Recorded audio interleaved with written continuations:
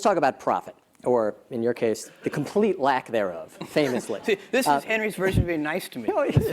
So let's just establish this once and for all. Can Amazon make money? Well, yes, and in fact we have in the past, and you have to understand, there are many ways of thinking about this, but the reality is that Amazon is a collection of several businesses and initiatives. And we have some very significant, very profitable, more established businesses that are free cash flow generating very significantly. And then fortunately, the way I think about it, we have lots of opportunities to invest in new initiatives, and we take advantage of those opportunities. So it's kind of like we built this lemonade stand, 20 years ago. The lemonade stand has become very profitable over time. But we also decided to use our skills and the assets that we've acquired over time to open a hamburger stand and a hot dog stand and so on and so on. So we're investing in new initiatives. And this is certainly what your investors who've been with you for a long time fervently believe. And you ask them, like, why doesn't it bother you the way it bothers some people that the company's not profitable and has an infinite PE and all this stuff? Warren Buffett has this great quote. He says, you can hold a rock concert, and that's okay. And you can hold a ballet, and that's okay. Just don't hold a rock concert and advertise it as a ballet.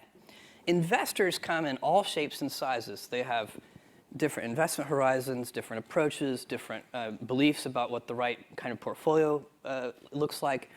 And so it's not one, people use Wall Street as a shorthand, but there isn't one type of investor. They come in all shapes and sizes. And you have to be super clear about what kind of company you're trying to build, what your approach is. We laid that out in our 1997 annual shareholder letter. We said we were going to take big bets. We said they were going to fail. We said some of them hopefully were going to work. We said we were going to invest for the long term, that we were going to try to take advantage of market opportunities as they arose. And there's a certain kind of investor who is aligned with that approach. And so, again, you can hold the ballet or the rock concert, and both can work. Just be clear about which one you are, and then people can self-select. And so lots of CEOs, I'm sure, would like to learn from you, how is it that I can not be at all profitable and still have an incredibly high stock price by some measures? What is your advice? Is it spend many years explaining we're never going to earn a penny because we're going to be reinvesting it? I would say, it's very difficult for a publicly traded company to switch. So if you've been holding a rock concert and then you want to have a ballet, that transition is going to be difficult. But if you've done it from the very beginning, and then I think it's not that difficult to do. Look, we would all love all of our numbers to be smooth lines up and to the right, and that would be terrific. But that's not how it works. Those numbers are output measures, and I guess you could try to manage your quarterly earnings very precisely, but I think personally that would be a mistake. Most of the work that we put into any particular quarter happened years ago. So it's not, there aren't that many knobs you can turn during a quarter. You can, but they're like eating your seed corn if you turn those knobs. You don't want to do that. And so people, I think if you focus on the controllable inputs to your business instead of the outputs, in the long term, you get better results. So the Benjamin Graham quote here is that in the short term, the stock market is a voting machine. In the long term, it's a weighing machine. And I think people are well advised to build a company that wants to be weighed and not voted upon. And that means having good return on invested capital and having lots of free cash flow. But if you said to me, if I said, here's a job I would reject. If somebody came up to me and said, Jeff, I want your job to be to drive up the Amazon stock price and just manage that directly. Now, this might sound ridiculous to some of you, but many companies actually do this. They actually go out and they try to sell the stock.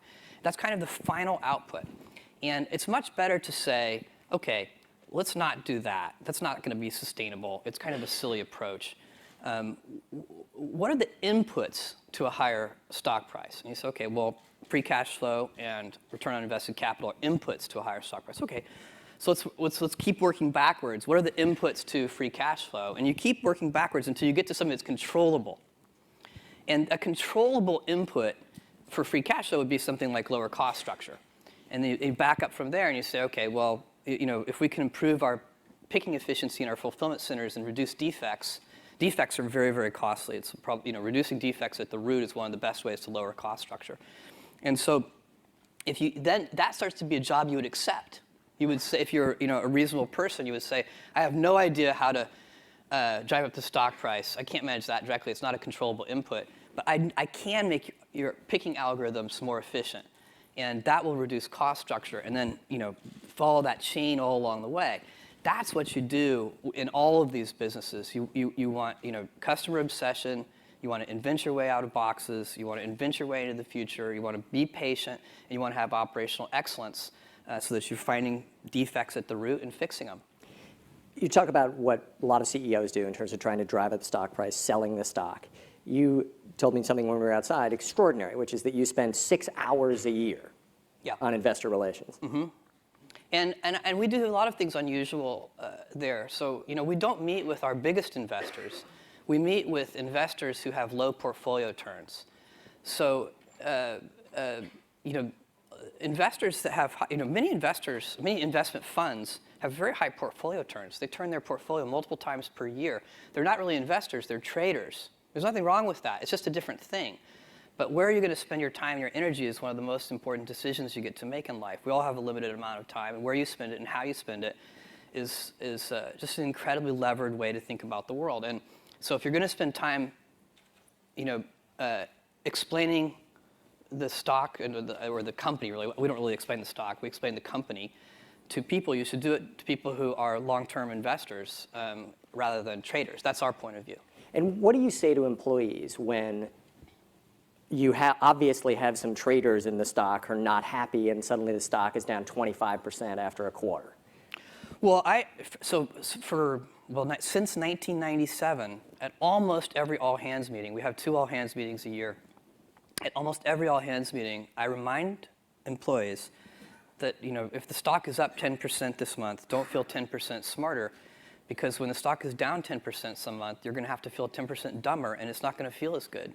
And so it's ownership is we give most of our compensation is done in terms of stock compensation, and part and parcel with ownership is a mentality of long-term thinking. Owners think longer term than renters do. So I have a friend who rented his house to some tenants, and instead of getting a Christmas tree stand at Christmas, they just nailed the Christmas tree into the hardwood floors of the house. No owner would ever do that. And but sometimes that's a bad tenant. They're good tenants, but that's a bad tenant, and it's because this is the same old thing about nobody ever washed a rental car, and you take better care of the things that you own, but one of the responsibilities of ownership, and definitely deep inside the Amazon culture, is to think about the fundamentals of the business and not the daily fluctuations in the stock price. There's no information in it.